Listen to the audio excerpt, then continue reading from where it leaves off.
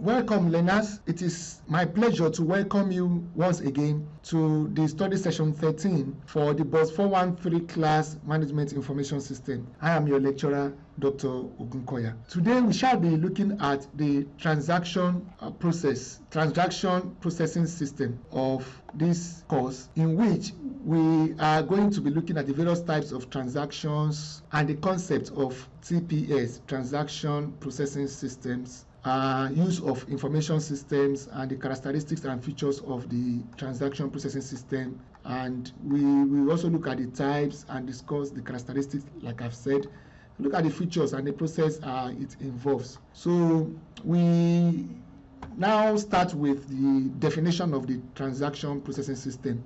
Transaction actually are important events in a company because collecting data about them is called transaction processing. So each transaction may include making a purchase at a store, withdrawing money from a check account, from an account, making payment to a creditor, paying an employee their salary. These are transactions that do occur among so many others in an organization. So the TPS, the transaction processing systems, were among the earliest computerized systems. So their primary purpose is to record, process, validate, and store transactions that take place in the various functional areas of a business for future retrieval and use.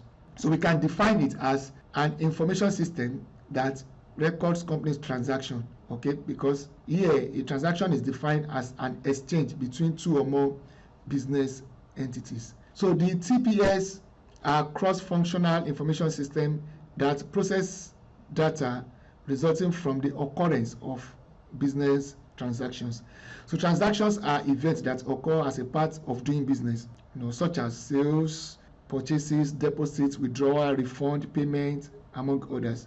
So transaction processing activities are needed to capture and process data, or the operations of a business would grind to a halt if there is no transaction. So what are the types of transactions that we have? The transactions can be categorized into either internal transactions or external transactions. So when a department orders office supply from the purchasing department, an internal transaction has occurred, because when a customer, on the other hand, places an order for a product, an external transaction has occurred. So we can say internal transactions are those transactions which are internal to the company and are related with the internal workings of an organization.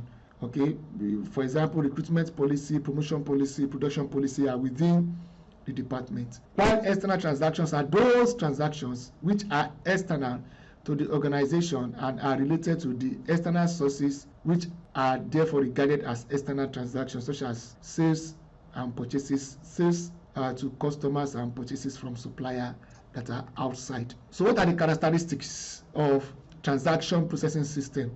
A TPS record, a transaction processing system records internal and external transactions for a company. It is a repository of data that is frequently accessed by other units.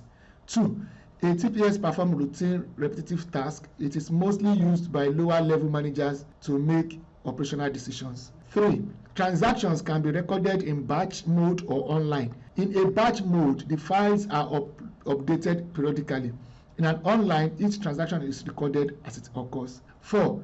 There are steps in processing a transaction, which are, there are actually 6, okay, which are data entry, data validation, data processing and revalidation, storage, output generation, and query support. These are the steps that are involved in transaction processing systems. So what are the features? Just like we have also mentioned in the characteristics, it may also include, one of the features is that it supports different tasks by imposing a set of rules and guidelines that specify how to record, process, and store a given transaction. So a TPS also is the data file line for a company, because it is the source of data for other information system that we'll discuss subsequently, such as the MIS, the Management Information Systems, and the DSS, the decision support system. So a TPS, again, is also the main link between the organization and external entities such as suppliers, distributors, customers, government regulatory agencies. And lastly, as a feature, is that a TPS exists for the various functional areas of an organization, such as the finance, accounting, manufacturing, production, human resource, marketing, quality control, engineering, research and development, and all other units. So what are the process of TPS? Just as we have said earlier, is to let us know that there are 6 steps in processing a transaction. The first one is data entry. Okay, so the second one is data capture. Then we have data validation. Then we have the processing and revalidation. Then we have storage. Then we have output generation. Then we have query support. So for data entry, to be processed, transaction data must first be entered into the system. So and we have various methods of data entry. The keyboard is there, video display terminals, optical character recognition, OCR, the magnetic ink character recognition, MICR, which is MICA, and other technologies like macro mice, light pens, magnetic stripe card, voice input are part of data entry method. For data capture, we could capture transaction data as close as possible to the source that generates the data. So salesperson capture data that rarely changes by pre-recording it on machine readable media or by storing it on the computer system. So you can tips for data capturing, capture data by using machine readable media initially, like barcode, magnetic stripe card, and so on. So you can capture data directly without the use of data media by optical scanning, barcode printed on product packaging. This ensures accuracy and reliability of data by comparing. So data validation. There are 2 steps in data validation. We have error detection and error correction. Error detection and error correction. Error detection is performed by one set of control mechanism. Error correction is performed by another. So it is important. So invalid data, for example, if the number of hours worked by a part-time employee is missing on a payroll form, that's a missing data error. So invalid data is data that is outside the range. So inconsistent data means that the same data item assumes different value in different places without a valid reason. So you can read that up in the manual. So the materials. So the next one is the data processing and revalidation. Processing and revalidation. One of the ways to ensure accuracy and reliability of data is for it to be revalidated. Okay, the data are ready for processing, so it must be validated and then ready for processing. So there are 2 ways to process transactions online and batch mode. We have online transaction processing, OLTP. We also have transactions master file. We have batch processing. So these are the ways you can process the data.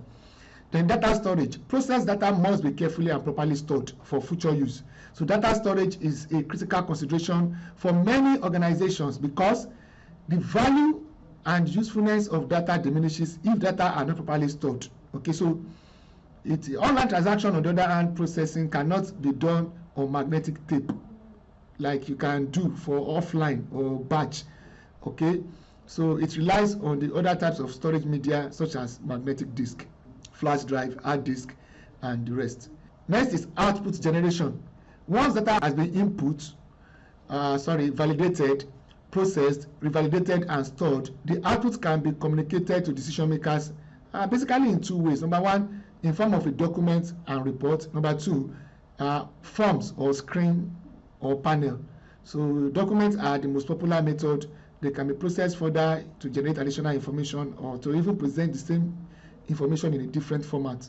So then we have query support, which is the last step in processing transaction. Is query facilities allows users to process data and information that may otherwise not be readily available. For example, a sales manager may query the system if there are a number of damaged items in a given store that does not correspond to what was input or recorded. So the internet, intranet, extranet, and web browser or the database management query language to make inquiries and receive responses concerning the result of transaction processing activities. So typically, responses are displayed in a variety of pre-specified formats or screen. For example, checking on the status of the sale order, checking on the balance in the account, checking on the amount of stock in the inventory. These are the areas that can be queried and can be corrected. So in summary, we've been able to look at the transaction processing system, the types of transactional processing system, the steps involved in the transactional processing system, and we have been able to also discuss those 6 steps. So thank you very much for listening once again and watching this session 13. I will see you in the next section. God bless you. Thank you.